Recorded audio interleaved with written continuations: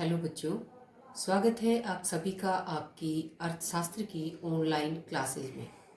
तो चलिए इसी के साथ अपनी आज की पढ़ाई, आज की ऑनलाइन क्लासेस हम शुरू करते हैं। आज हम पढ़ेंगे कक्षा 11 का 11th क्लास का चैप्टर 6 आंकड़ों का चित्रीय प्रस्तुतिकरण। ये इस चैप्टर की हमारी सेकंड वीडियो है। इससे पहले जो वीडियो थी उस वीडियो के अंदर हमने पढ़ा कि दंड आरेख किसे कहते हैं और जो दंड आरेख की जो मुख्य विशेषताएं थी वो हम अपने पहले वीडियो के अंदर कर चुके हैं पार्ट 1 में। आज हम करेंगे दंड आरेख के प्रकार, दंड आरेख के क्या क्या प्रकार होते हैं। तो अगर हम देखें तो मुख्यतः दंड आरेख के 4 प्रकार होते हैं। नंबर 1 पर सरल दंड आरेख और नंबर 2 पर बहुगुणी दंड आरेख। तीसरे नंबर पर जो आरेख होता है दंड, उसे कहते हैं हम उपविभाजित दंड आरेख, और जो चौथे नंबर पर दंड आरेख है उसका नाम है प्रतिशत दंड आरेख। तो मुख्यतः 4 प्रकार के दंड आरेख होते हैं: सरल दंड आरेख, बहुगुणी दंड आरेख, उपविभाजित दंड आरेख और प्रतिशत दंड आरेख। हमारी जो आज की वीडियो है उसके अंदर हम सरल दंड आरेख और बहुगुणी दंड आरेख के बारे में विस्तार से पढ़ेंगे। तो सबसे पहले देखते हैं हम कि सरल दंड आरेख की परिभाषा क्या है, किसे कहते हैं। वे दंड आरेख जो एक ही प्रकार के संख्यात्मक तथ्यों के मूल्यों को दंडों द्वारा प्रकट करते हैं। तो मेन बात क्या है, सरल दंड आरेख क्या होते हैं? जो एक ही प्रकार के आंकड़े, कैसे हमारे एक ही प्रकार के संख्याओं में हैं, आंकड़े हमारे एक ही प्रकार के हैं, संख्यात्मक तथ्य जो है वो हमारे एक ही प्रकार के हैं, और अगर हम उन्हें दंडों के रूप में, दंड क्या होते हैं ये हम अपनी पिछली वीडियो में पढ़ चुके हैं, जो आयताकार होते हैं, जिनकी लंबाई अधिक होती है और जिनकी चौड़ाई कम होती है। और सभी दंड कैसे होते हैं, उनकी सभी दंडों की चौड़ाई सबकी एक जैसी, एक समान होती है, और उनके बीच की दूरी भी सबकी एक जैसी होती है। तो अगर एक ही प्रकार के संख्यात्मक तथ्य हैं और उन संख्यात्मक तथ्यों को हम दंडों के रूप में प्रकट करते हैं तो उसे क्या कहेंगे हम? सरल दंड आरेख। जैसे मैं आपको एग्जांपल देती हूँ कि जैसे जन्म दर, जन्म दर क्या है? एक प्रकार के आंकड़े हैं, हमें जन्म दर दी हो, या फिर बिक्री, ये सब क्या है? इसके अंदर कोई ये नहीं है कि सिर्फ बिक्री है, इसके अंदर खरीद नहीं है, सिर्फ जन्म दर है, मृत्यु दर नहीं है। तो केवल एक प्रकार के आंकड़े हैं।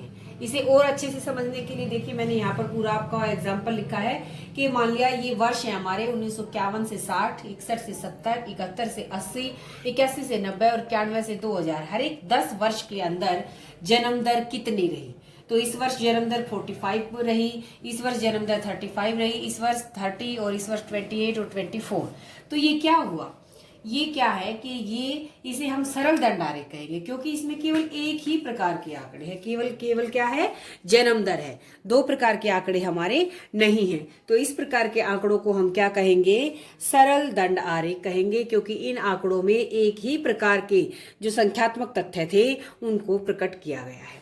अब ये तो सिर्फ तालिका है, अभी हमने दंड आरेख तो बनाए नहीं। अगर हम देखें कि दंड आरेख तो वो कैसे बनेंगे, तो वो देखिए, वो मैं आपको यहाँ बताती हूँ नीचे कि ये देखिए, ये है हमारे, मैंने चित्र बनाया, जो ऊपर मैंने आपको तालिका दिखाई थी उसी तालिका को मैंने यहाँ चित्र के रूप में, ये 1951 से 60 का साल, ये 61 से 70 का साल, ये 71 से 80, तो ये क्या हो गया? हमारा समय हो गया, हमारे वर्ष हो गए। तो यहाँ पर मैंने वर्षों को लिखा है, जो वर्ष थे हमारे वर्ष, उनको मैंने यहाँ पर लिखा, और यहाँ पर मैंने क्या लिखा? इन वर्षों के अंदर जो जन्म दर थी उस जन्म दर को मैंने यहाँ पर लिख दिया। तो ये क्या है? दंडों के रूप में है। 1951 से 60 में 45 है जन्म दर, तो ये 45, 40 और 50 के बीच में, तो ये हो गए हमारे 45 जन्म दर। मैं इसके अंदर कोई किसी प्रकार का एक कोई जो है, जैसे मैंने मान लिया ये लंबे लंबे, इसके अंदर मैं डिजाइन बना सकती हूँ, या कोई अलग से कलर भी मैं इसके अंदर कर सकती हूँ। तो 1951 से 60 के अंदर 45 हमारी जन्म दर, 61 से 70 में 35 थी, बीच का गैप एक जैसा है तो 35 हमारा इन दोनों के बीच में आएगा। तो ये हो गई हमारी 1961 से 70 की जन्म दर। अगले वर्ष 71 से 80 का जो दशक था उसमें 30 रही, तो ये 30 हो गई, ये 30 है हमारी, ये 30, तो ये इसके अंदर ये 30 हमारी जन्म दर हो गई। अगला जो था उसके अंदर 28 था, 30 से थोड़ा सा नीचे हमारा ये 28 आ गया, और नेक्स्ट ईयर के अंदर 24, जो कि 28 से भी कुछ कम आ गया। तो यहाँ पर क्या है, मैं आपको कहना क्या चाह रही हूँ कि ये सरल दंड आरेख है। क्यों? क्योंकि ये केवल एक प्रकार की चीज, केवल जन्म दर को दिखा रहे हैं दंडों के रूप में, तो इसे क्या कहेंगे हम? सरल दंड आरेख कहेंगे, जो केवल एक ही प्रकार के, जैसे जन्म दर, उसको दंडों के रूप में प्रकट करें। अब एक खास बात और होती है हमारे सरल दंडारेख में कि हम इसे एक्स एक्सिस के ऊपर इस तरह से जो ये खड़े हैं इसे हम वर्टिकल कहेंगे। हम वर्टिकल या ऊर्ध्वाधर जो कहते हैं कि लंबवत जो होते हैं ऐसे खड़े भी बना सकते हैं, और हम इसे यहाँ पर वाई एक्सिस पे इस तरह से लेटे हुए भी बना सकते हैं। तो वो क्या होंगे हमारे क्षैतिज। तो जो सरल दंडारेख है उसे हम एक्स एक्सिस पर भी बना सकते हैं, उसे हम वाई एक्सिस पर भी बना सकते हैं, और इसे हम बोलने में क्या कहेंगे कि हम इसे ऊर्ध्वाधर और क्षैतिज, ये ऊर्ध्वाधर हैं, और अगर वाई एक्सिस पे बनेंगे तो उसे हम क्षैतिज कहेंगे। तो जो सरल दंडारेख होते हैं वो क्या करते हैं, वो केवल एक ही प्रकार की संख्यात्मक तथ्यों को दंडों के रूप में प्रकट करते हैं, और इसे हम दोनों रूप में, ऊर्ध्वाधर भी और इसे हम क्षैतिज भी, दोनों रूपों में प्रकट कर सकते हैं। तो ये हुआ हमारा सरल दंडारेख। अब नेक्स्ट देखते हैं, हमारा दूसरे नंबर का जो आरेख होता है उसे कहते हैं हम बहुगुणी दंड आरेख।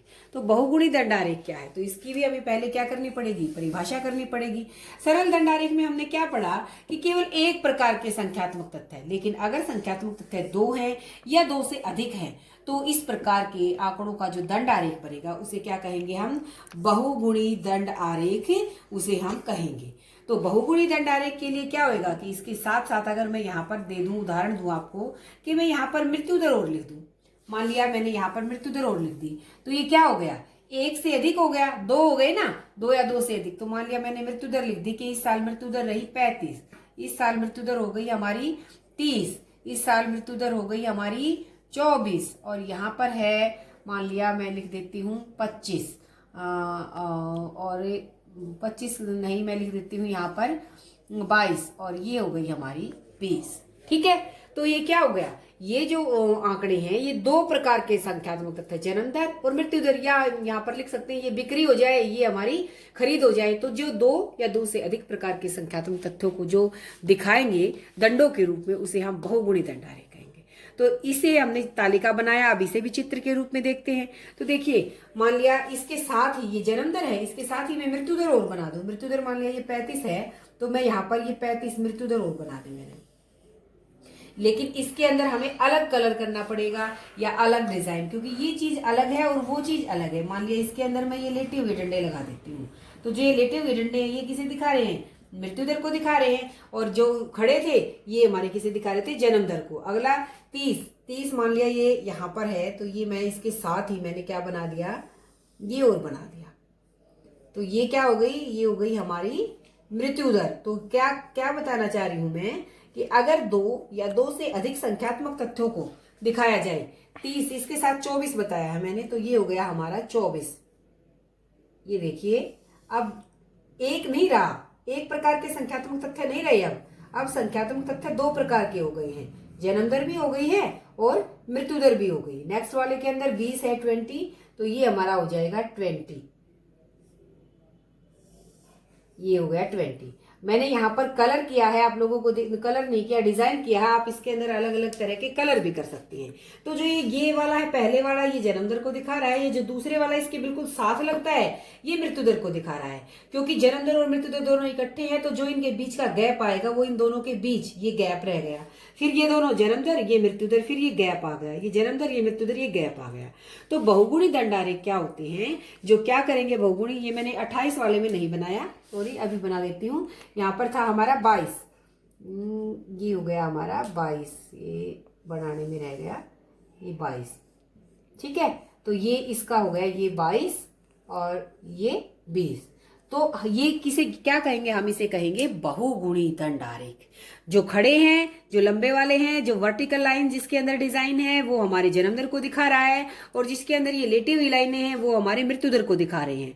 और ये दंड आरेख एक प्रकार के संख्यात्मक तथ्यों को न दिखाकर दो प्रकार के संख्यात्मक तथ्यों को दिखा रहा है, इसलिए इसे अब हम क्या कहेंगे, बहुगुणी दंड आरेख कहेंगे। अगर केवल एक प्रकार के दंड होते तो उसे हम क्या कहते, उसे हम सरल दंड आरेख कहते। तो ये हमारे दो प्रकार के दंड आरेख हुए। सरल दंड आरेख वे दंड आरेख जो केवल एक प्रकार के संख्यात्मक तथ्यों को दिखाएंगे, बहुगुणी दंड आरेख जो दो या दो से अधिक प्रकार के संख्यात्मक तथ्यों को दिखाएं। मैंने इसे आपको उदाहरण के द्वारा और फिर चित्र के द्वारा दोनों तरीके से समझा दिया है। इसके बाद जो हमारी नेक्स्ट वीडियो होगी उसके अंदर हम पढ़ेंगे उपविभाजित दंड आरेख को। तो मैंने जो आपको बताया है, इस तरह के आपकी बुक के अंदर कई एग्जाम्पल्स मिलेंगे, उदाहरण मिलेंगे। आपको वो सवाल, वो उदाहरण करके देखने हैं। जब आप करके देखोगे तो आपको और भी आसान लगेगा और भी इजी लगेगा। तो मेरे ख्याल से आज के लिए हमारा विषय पूरा हो गया है, काफी हो गया है। तो आप सबको ये देखकर, समझकर नोटबुक के अंदर लिखना है। आप सभी का वीडियो देखने, समझने के लिए बहुत बहुत धन्यवाद।